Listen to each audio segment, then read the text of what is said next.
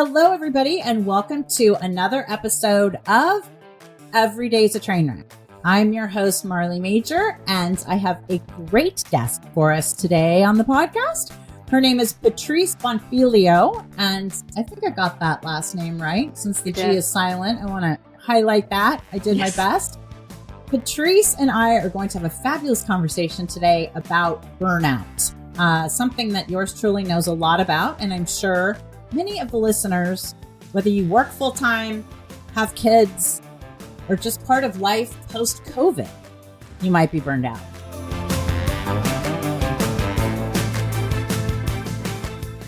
Patrice, welcome to the show, and please tell us your background, because it really relates to how you stumbled upon this magical subject of burnout. I like the term magical. Yes. So, right? Marley, thank you for having me. Reframe it. Yeah, I'm excited to be on. I love your show. Thank you. I will dive in. I know burnout because I have worked in the hedge fund industry for my entire career, so about 20 years. It is high stakes, high pressure, and I do enjoy it. I love it, but it's almost impossible to do that, raise a family, be a part of the sandwich generation where you're taking care of kids and aging parents without a little burnout. So that's how I started. It was me. I felt it. And I thought everything I was reading about was either too superficial or too clinical. So I decided to become a student of burnout and host a podcast and try to get really practical advice and feedback from people around me. So how long do you think it took you before, I'm not saying like how long did it take you to feel the symptoms of burnout, but how long did it take you in your career before you were like, oh, this is like, there might be a problem here? A long time. I didn't even know. I assumed that if you had burnout, then everything stops. Like if you were still functioning and performing and having success, that meant that you weren't actually experiencing burnout. Right. But that's wrong. It's something that is just draining you. It's a sense of overwhelm. It is what happens when, you try to do everything without a village and you realize like, I am just hanging on like by a thread. Even if I am able to do it, that doesn't mean that it's healthy. So that's when I knew I need to change something. And the reason I asked that question specifically is how long did it take you to recognize this? Because what I find is, well, first of all, having the podcast called Every Day's a Train Wreck is very nice because you do get to always focus on the backstory, right? And I think that the backstory is where, to me, the message really is, because so many of us go along, whether it's relationships, business, a particular job or particular project, anything. And then we start getting tired or not feel, it's like something is off, but we keep thinking, oh, I'm not working hard enough, or I'm not good enough at it, or I'm not, like, internalize it.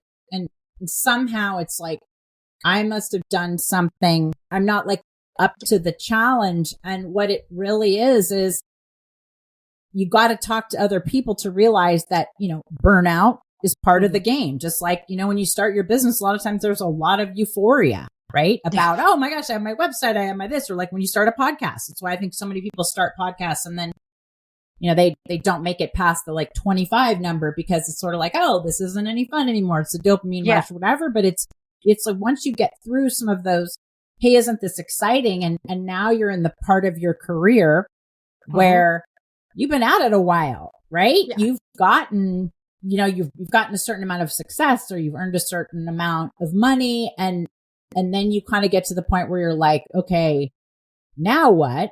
And then I don't know about you, but then I get to the point where I'm like, how did I end up here? And is here even where I wanted to go?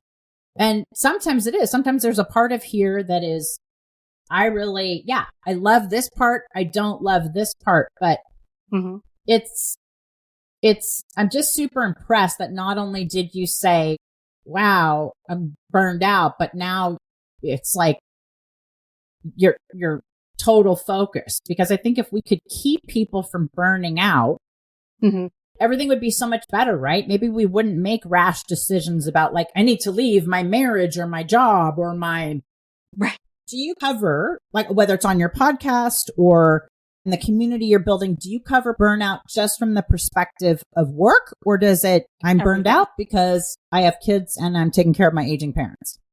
Oh, it's everything. That was one aspect of burnout that I felt was being glossed over because, there's the World Health Organization and they define it as a really corporate type of burnout where you have too much work.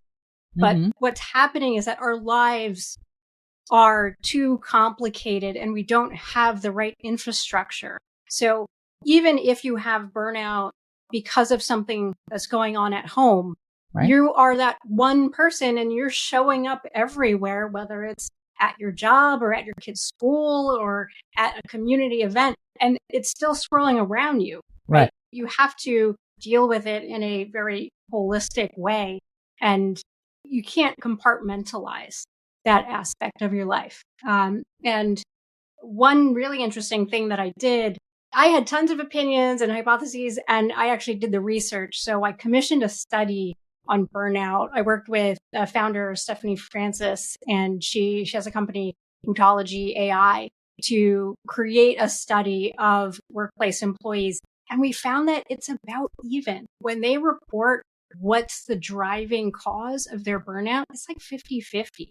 There's some slight differences between different groups, but people are walking around with a lot of baggage every day, and they're bringing that baggage to work and at home, and in the conversations that they're having, it's there. So we need to really unpack all of it. So how do you do it? And I know that's the $64,000, $64 million, or $64 billion question. What do you do? But somebody like you, right? I mean, you've obviously been in very high stakes finance. You're at the top of your game. You're super successful. How do you all of a sudden say, how do you tackle this? I mean, it's like, how do you tackle mental illness with teenager? I mean, there's so much to it and it can feel so overwhelming. So how have you sort of picked a piece to focus on, or have you started just with all the general components of it? Yeah, that's a great question, because I think that's why so many people don't actually begin the work, because it's just so confusing to actually start. And you're overwhelmed to begin with, right? So unpacking this is difficult. The first thing I had to do was just be really honest with myself. You don't have to say anything to anyone else, but the way you think about your life, take a step back and evaluate what is really, difficult for me and how am I motivated? So for me, it was counterintuitive. I am motivated by work and by complicated problems. I like solving them. That's my thing, right? Not for everybody, but that's why I chose to go the route of having a podcast, because it gave me accountability, because it was like a job. That's something I needed. If it was just, I'm just going to work on my burnout on the side, guess what? I would put it on the back burner, just like anything else I would normally do. It's like having a trainer, right? They're knocking at your door at 5:30 and all of a sudden you're like, oh, yes, ma'am, I can work out. No problem. Right. But you have to get yourself in gear, and it's fine. Right. If you're not the person that's going to be motivated by a 4 a.m. alarm, don't set your life up that way. Right. It's not going to work for you. And that's fine. So, figure out what you actually like and what you want. And for me, I wasn't the type of person that just wanted to scale back and move to an island. Right. I talked to people that did that, and it works for some. But for me, I want to be able to be healthy enough to keep striving, building, succeeding. So it's learning how to manage, this kind of like personal empire. It's almost like you have your whole, like you're a government, right? And you have your citizens of your household and you have your agenda. It's taking a bird's eye view and realizing where the gaps are. So like when I spoke to, this is one of the earlier episodes, but Brittany Tran of Hot Mess Express, her organization is a bunch of moms. And if you write in and petition to them, they will come and help you and clean your house. right? Because What? there were, because there was a real need for it. And they were even getting sponsorships from Clorox and other organizations because there are situations like, let's say a parent passes away and you realize they have a house full of stuff that you have to go through. Imagine how overwhelming that is. You just need a village to come in and help you unbox and donate and, give away or sell things. Or if you've just had a baby or maybe your second baby or third baby and your house is a mess, right? And you're just stepping over stuff because you're trying to make it minute by minute through the day. Right? Or you have postpartum, or God forbid your baby is, has to stay in the hospital a few days after you do. Or, there's so many. Exactly. Hot Mess Express, that certainly resonates with me. How do they do it? Is it only in a certain area? Is it? They're nationwide. Yeah. I think they even have some international locations, but it's a volunteer organization. Wow. So you can look up on their website to see if they're in your area. And there's plenty of chapters opening all the time, because I think one thing that helps with burnout is realizing that you're not alone. Yes, so huge. If you're volunteering for that organization, one, you have the pride of being able to help someone. And two, okay, this is a little village for myself.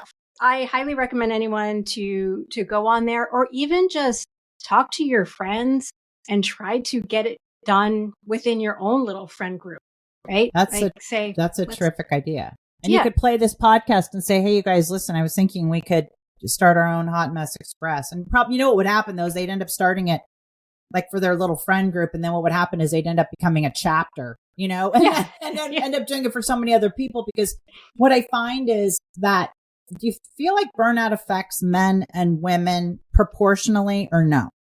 So this was very interesting when I looked at the data. I thought that women, since they tend to carry the mental load for the family, that the numbers would be skewed much higher for women.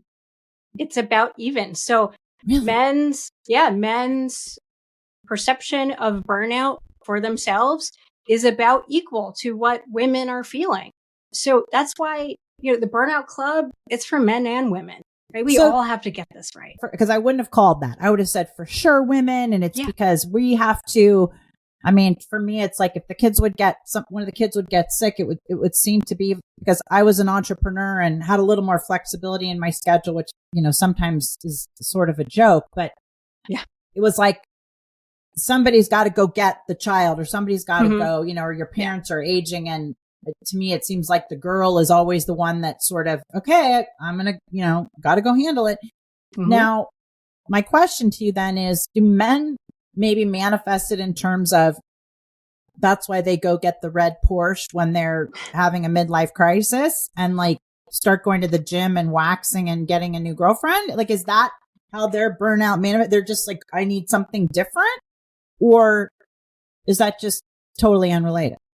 It could be related. But one thing that connected to this, when I did the episode with Sandy Fiaschetti, and she has a consulting business. So PE firms usually bring her in to work with management of companies that they're invested in. Mm-hmm. She realized that when she had her sessions with the executives, the males were crying in the sessions because the pressure was so high and they felt like they had to keep a front. They had to know all the answers. Yeah.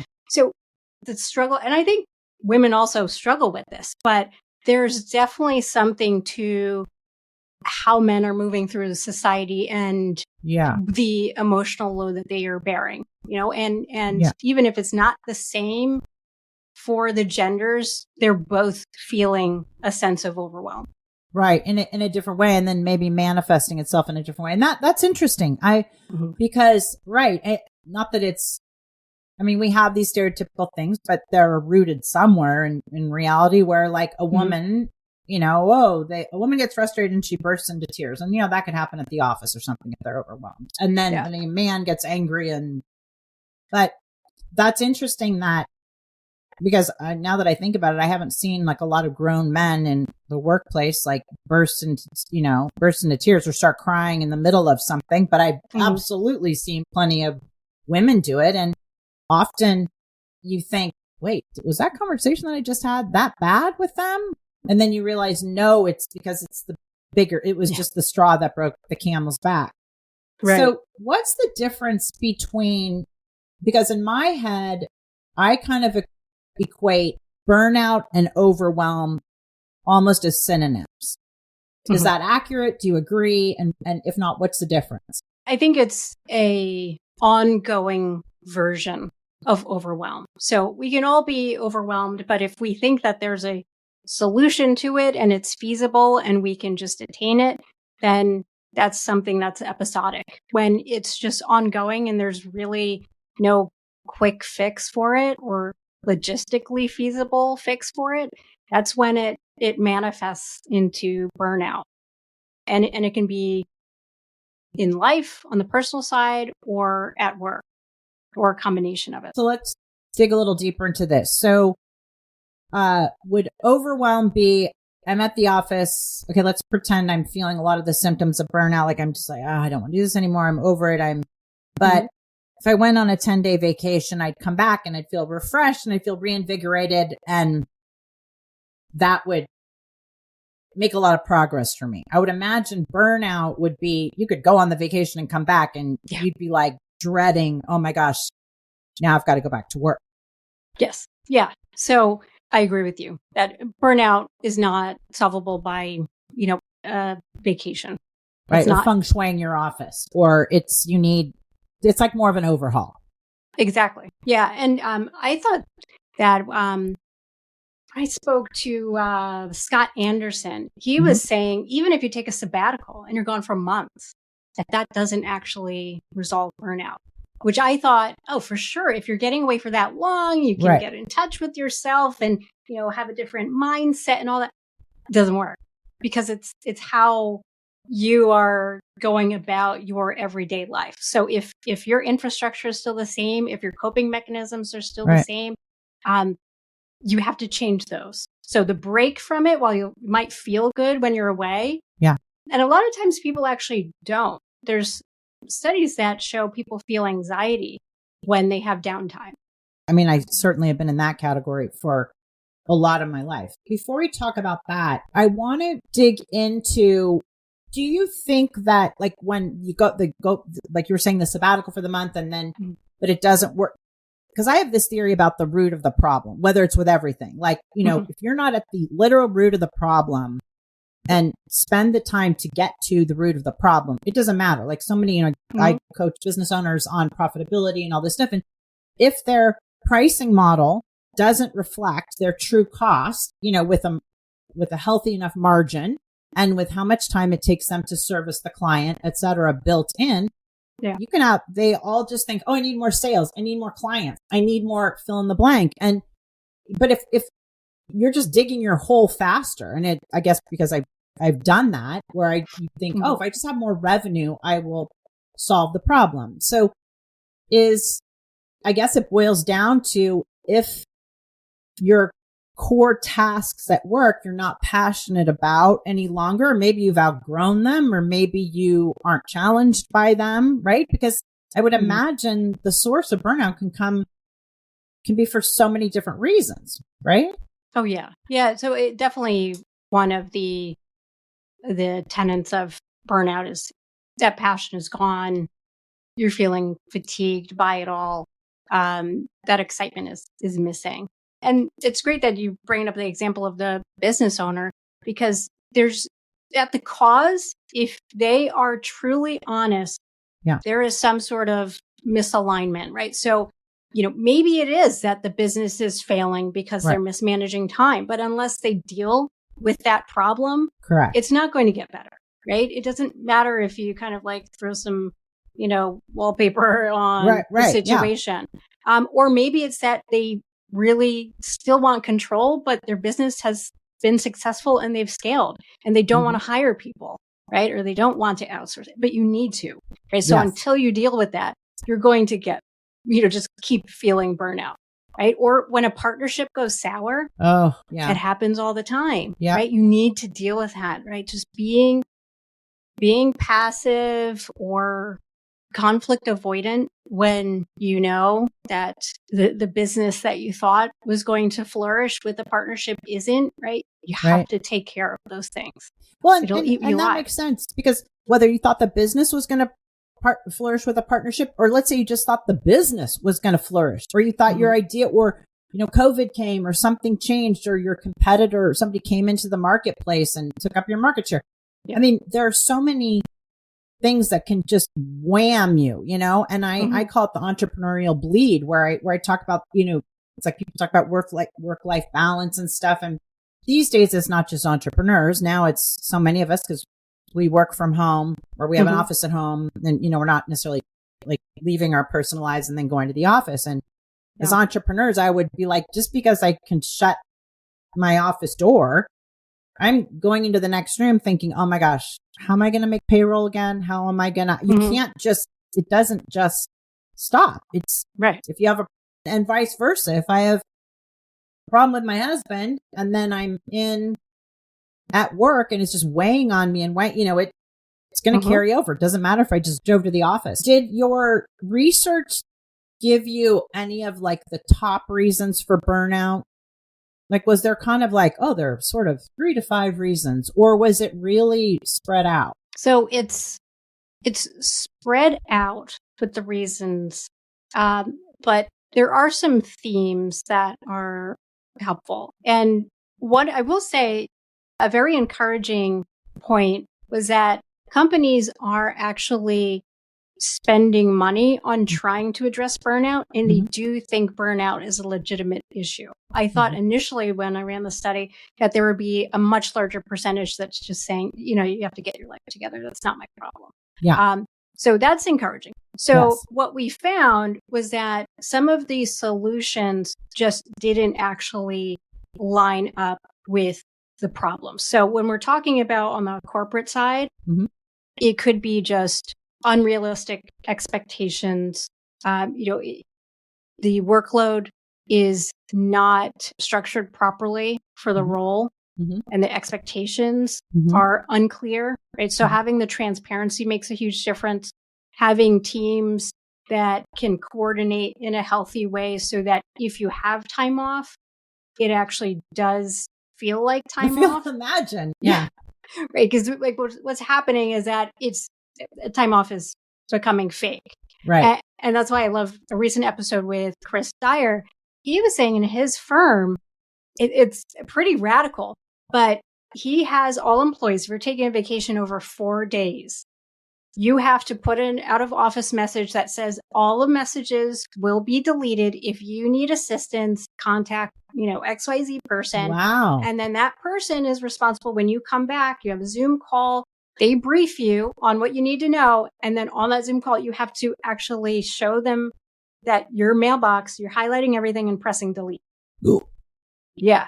So within that system, he found that initially employees were super anxious about it, but he ended up having much, much, much better retention because of it. Because everyone agrees, right? The employers and employees, time off should theoretically help, right? The reason why it doesn't help is because most people are still working or fretting about either going back to work or the workload that's going to hit them when they return or missing out on certain meetings, right? So if there's a safety net system of how you can actually be away from the office, then you can begin to revitalize, right? Because you don't have that anxious thought in the back of your mind. So that was really a critical point in the survey. So almost every employee and employer mentioned, the time off disconnect. That's fascinating. How did the Hot Mess Express start? What was the catalyst? So a mom, I forget which state she lived in. It was a mom that saw a Facebook post of someone, I think that had recently had a baby, and she was just like, I need help. Can you please, recommend a cleaning service? And I think she maybe didn't have a big budget at all for cleaning. She just like really was trying to send an SOS. We've a been message there. for help. God, Yeah. if you've had a new babe, like I just can think I am right back on that couch with that newborn going, oh my gosh, please sleep just 10 more minutes so I can just sleep, let alone clean the house. But yeah, right. It's like sometimes mentally it's just a dark time when you're trying to navigate that. So this person, and I'm forgetting her name now, the founder, it's not Brittany Tran, but it's someone that is her friend. She gathered a group together and went to help this woman. And she was a stranger. It was just through Facebook. And from that, there was just a groundswelling of support for the concept, and they grew the company. And now it's nationwide.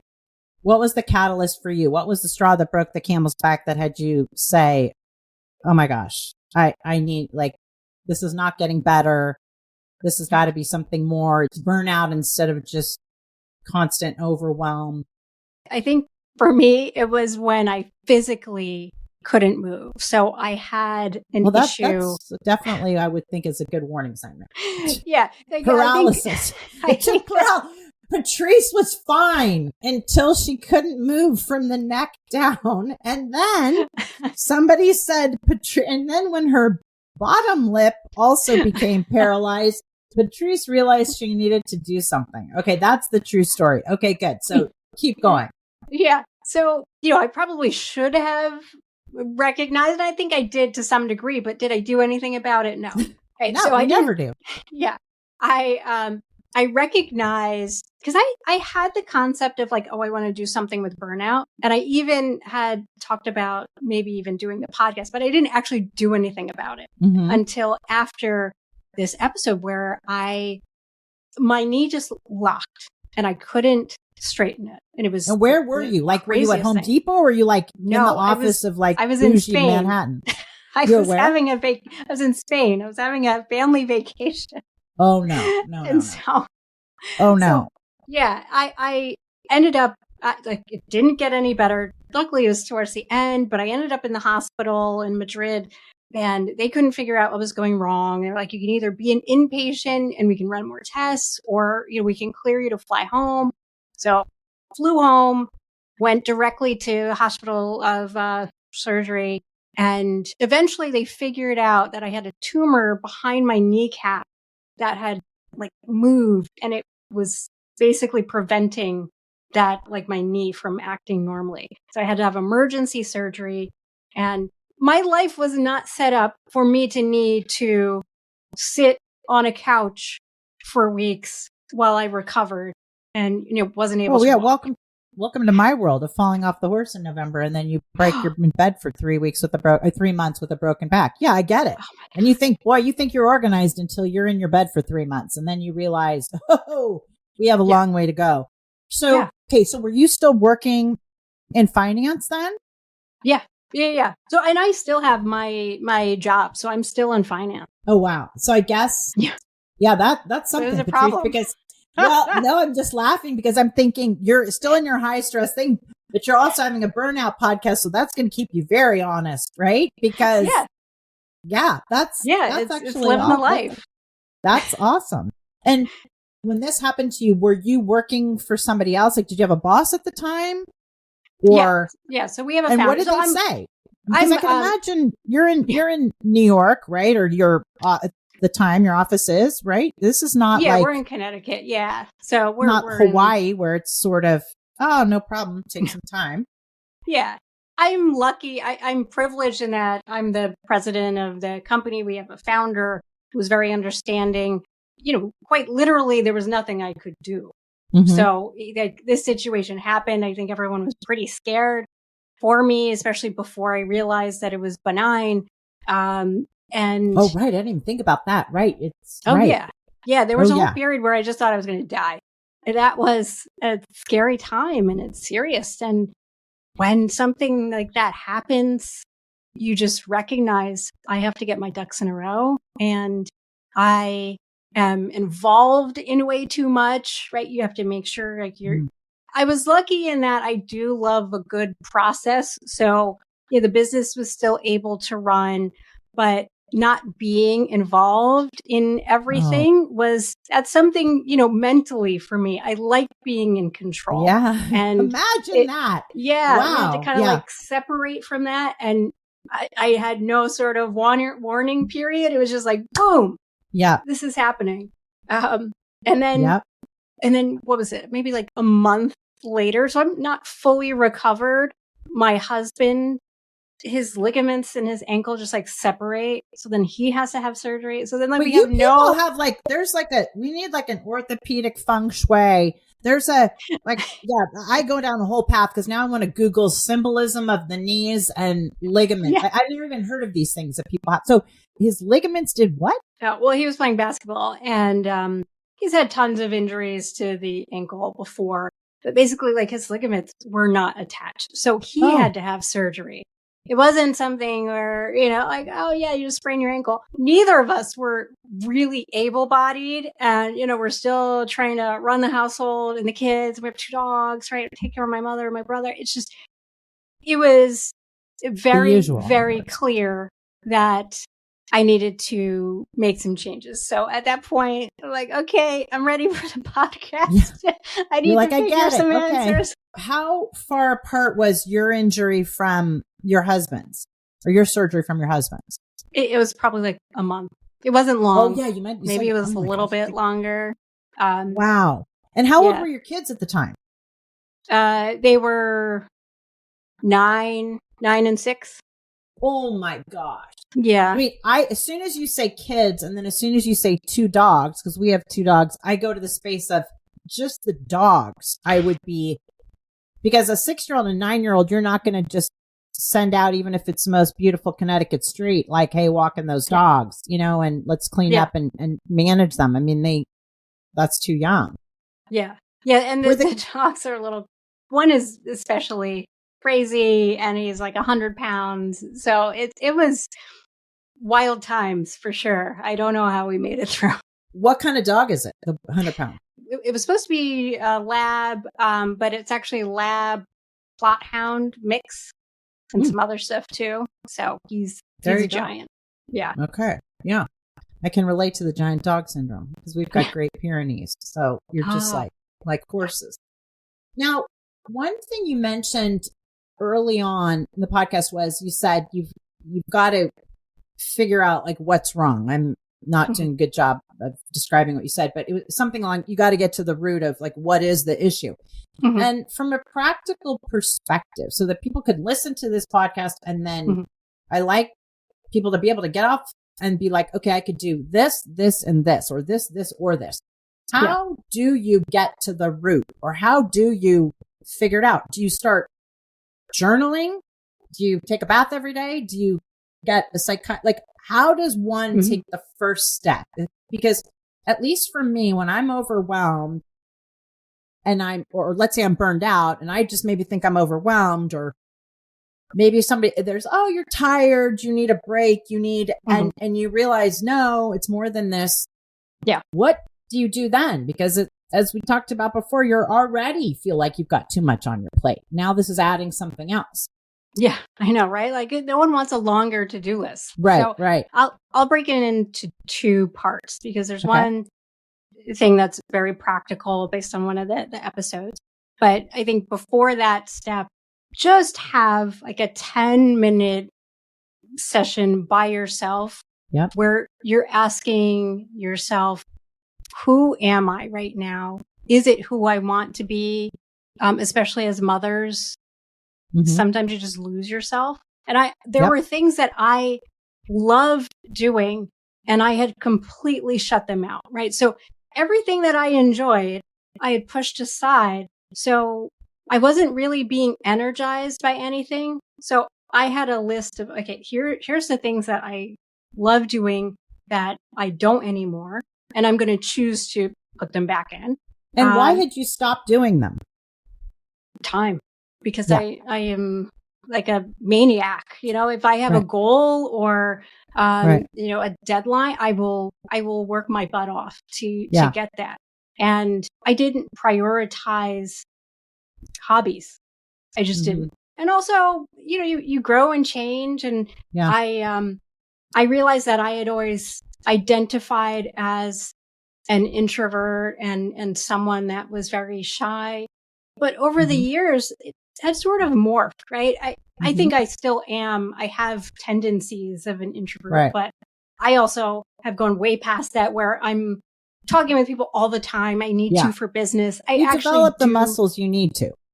Yeah. And I actually enjoy some of that, right? So I was basing my likes and dislikes on just memorized things from decades ago. This is what I like, or this is what I need to do, right? No, actually, I need to switch up my groups that I'm in, and I need to network differently, and I need to be around people. Like one of my rules now, I only want to be around people that are interesting and that are effective in whatever they're doing.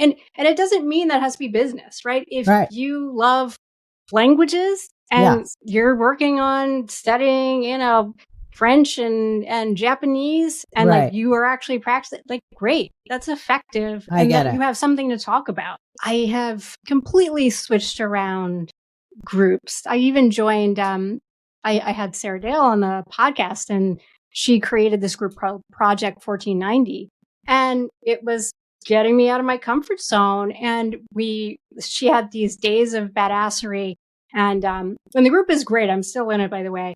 But what is I'm not familiar. What is Project 1490?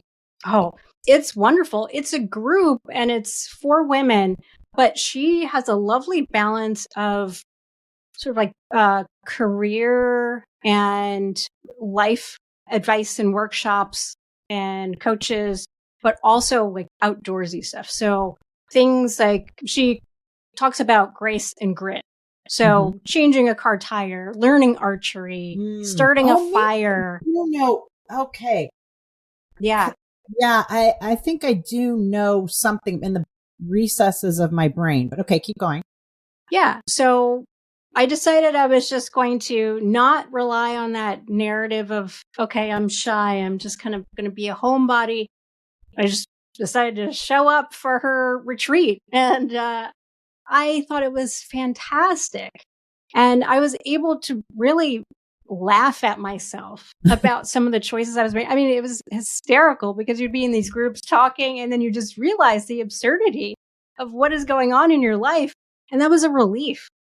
And it was interesting to learn something new. Like, I think getting out of burnout has to involve curiosity. Yes. Right. And once you're learning new things, you can focus on being optimistic. And I'm naturally an optimist. That never went away. So I think I have not experienced burnout in the depths that some people have, right? There's some people that really need a great deal of clinical help, right? So I was always able to have a pulse. You could see some kind of light. Yes. Yeah. 100%. But, when you are learning new things and maintaining that curiosity, you are viewing life in terms of, optimism and innovation, as opposed to, I'm just mired in all of this stuff that is draining me and boring me. That was something that I did, and that wouldn't work for everybody, but that's part of the honest conversation of like, who were you and who are you today and who do you want to be? Right. So just do that exercise by yourself. Yep. And then you talk a lot about time from the sense of an entrepreneur. One guest I had on, Christine Landis, she is the founder of Peacock Parent, and she has a great website where you can go on, and it's like an exercise of time in your personal life. Really? And it walks you through what actually gives you joy and what really just takes away joy. So you are aligning what you want. And then the other portion of the services is they can match you up with vendors that provide services. That's so awesome. Maybe you do need, like, maybe you hate doing homework with your kids. Maybe you need to find a tutor, or maybe, you're spending money on ordering out all the time, but it could be the equivalent cost to just have a prep chef. So they can have someone come in and prep your meals for the week. And, because maybe you have a kid that can't eat gluten, and, one person's diabetic, and it's like figure out where the complexities are in your life. Yeah. And that like you don't have a great solution for and solve for that. So her system, proxy was very helpful. And I was able to do that with my husband too, right? So like, where are we in agreement on what brings us joy and where do we like not match up and try to figure out like, okay, how should we be orienting our lives going forward so that we can maximize what we want instead of just like, oh yeah, well, we have, 30 minutes every month for free time. Right. How should we spend it? I think we just need to schedule everything differently. Well, I think you've given me about 12 more guests to have on this podcast because I'm like, oh, I should interview her. Oh, I should interview her. Well, I love that. And maybe my challenge for everybody listening as we kind of wrap this up is going to be to pick one thing that is totally bringing you down and substitute it with one thing that will bring you joy, or even one thing that you think will bring you joy. Like, let's say, like one of the things we were driving last week and I said to my daughter, we should do like a pottery class. Now, I've done that like as a kid. She's done it as a kid. But for some reason, that just sounded very appealing for the two of us to do together. So that's why I say substitute something that's just like, with something that even might give you joy. Because I don't know, I might hate pottery, right? But at least I'm going to try something and be like, oh, this is kind of exciting. Oh, wow. I found out I hated pottery, but I loved fill in the blank, jewelry making. I don't know. Yeah. I started with pottery too. You did? I did. That's hilarious. I didn't even arrange it. My husband arranged it.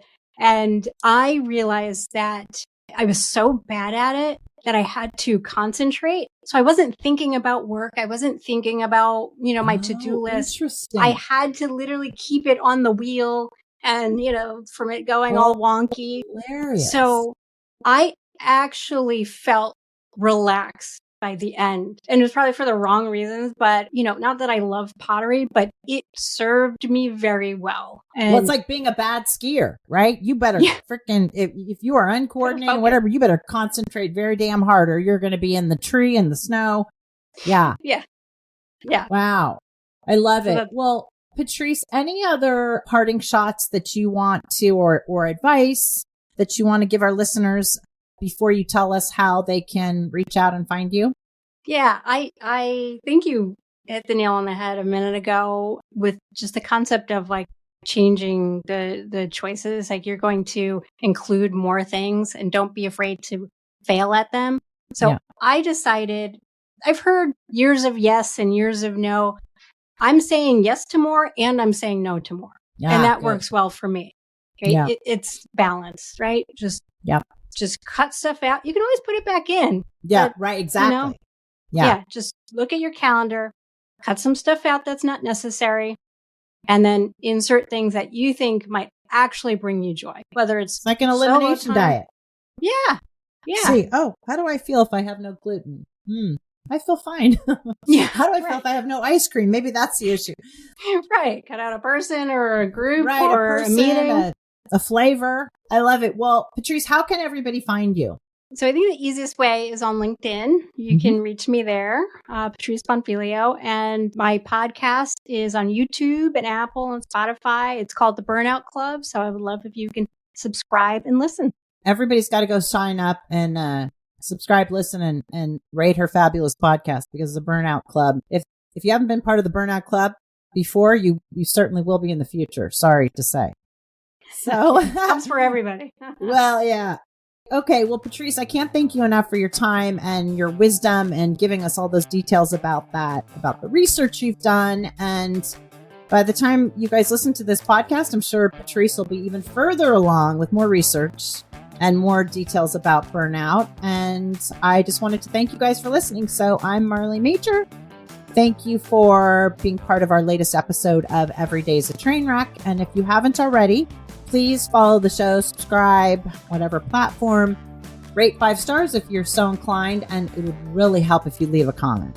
We just love, if it's good. If you're not going to leave a good comment, then you can go night-night. I've left a comment. Thank you. I love it. All right. Thank Patrice, you, Marley. Thank you so much. And you guys, go pick something to ditch from your list and then blame me. All right. Have a good one. Thanks, Patrice. Thanks, Marley.